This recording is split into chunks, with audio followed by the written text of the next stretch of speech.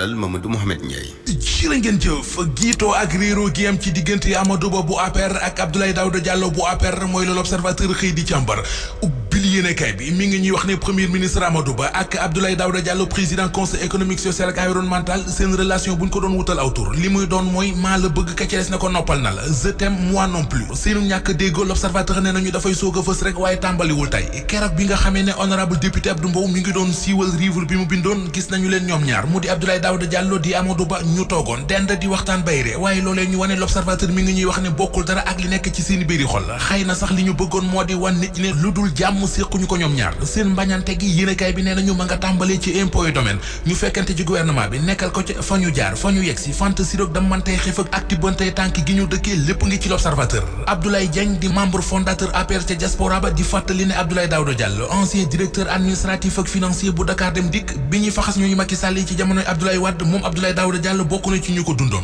ku loyal la ku ambitieux la te ay qualitéem yemul foofee rek da cee teg discret ak efficace moom Abdoulaye Daouda Diallo di membre fondateur bu APR am na ku ko xam ku xamal waa L'Observateur ne ak légitimité am ci wetu Macky Sall da koo mës a revendiquer dafa mës a gëm ne réussitu Macky Sall loxo ma ngi ci bu baax a baax jege gi mu jege président Macky Sall dem sax ba mel ne ku bokk ak moom moo tax mu gis ne nit gën a koo yey ci réew mi ci wutu Macky Sall tribune nañu ba président Macky Sall ne du bokk ci élection présidentielle 2024 ak léegi booba ba tey bari nañu gis ne Abdoulaye Daouda Diallo mooy ki ko war a wuutu ngir doon candidat bu APR ak bu Benno Bokk Yaakaar ndaxub dayoom ci politique bi waaye boo jëlee parcours am ci biir APR ba ci biir gouvernement bi li mu ci def Amadou Ba defu ko mu des nag léegi ñu xam ndax Macky Sall dafay bàyyi légitimité politique di dugg ci yeneen yi yéenekaay yi xëyee bokk na ci li woon démb ci assemblée nationale Soleil national bind ne coppite yi ñu def ci parrainage bi woote nañu ko démb ci assemblée nationale waa Benno Bokk Yaakaar waa Taxawu Sénégal ak waa Parti démocratique Sénégal ñoo àndandoo néewal doole waa Yewwi Askan Wi la Sénégal gis ne du waa Yewwi Askan Wi lañ doon noggatu ak néewal doole démb ci assemblée nationale waaye waa Pastef la ndax démb wéetoon nañu lool ci liñ doon xeex Vox Populi nañu assemblée nationale daganal na la ñuy waxtaane woon ba tënkee woon ko ci dialogue national bi def nañu ay coppite ci parrainage bi woote nañu loi bi fii jëlee cour répression enrichissement illicite di CREI yi mi enquête tuddee ab juridiction bu barewul ay soppe mi ngi ñuy xamal ne ay fanam yem na fi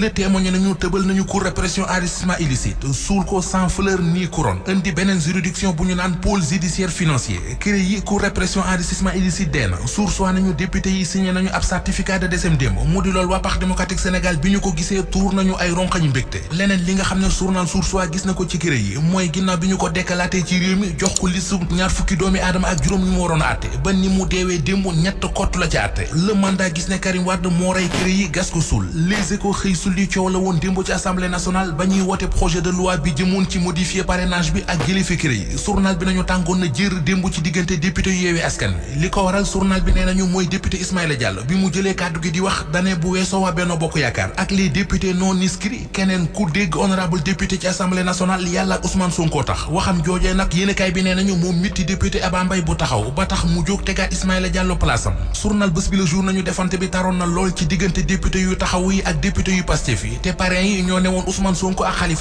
Khalifa Sall Karim Wade seenu bokk ci élection présidentielle yu 2024 yi La Tribune nee nañu waxtaane wuñu ko benn yoon démb ci assemblée nationale dañu koo zappé yéenekaay bi jàpp ne loolee du ak neen tax na mi ngi laaj lan la Macky Sall di wàcc Sadio Mané ma ngay wàcc ngir dem football ji ci Arabie Saoudite L'Observateur moo ko bind ba dañu xamal ne moom footballkatu Sénégal bi di Sadio Mané jox na kàddoom waa Al Nassr stade yéenekaay di dëggal xibaar bi ci xët mu njëkk li mu bind mooy Sadio nee na wéy waa Al Nassr Record yéenekaay dolli ñu ci ne ñancoo national mi ngi ci yoon ngir fekki Cristiano Ronaldo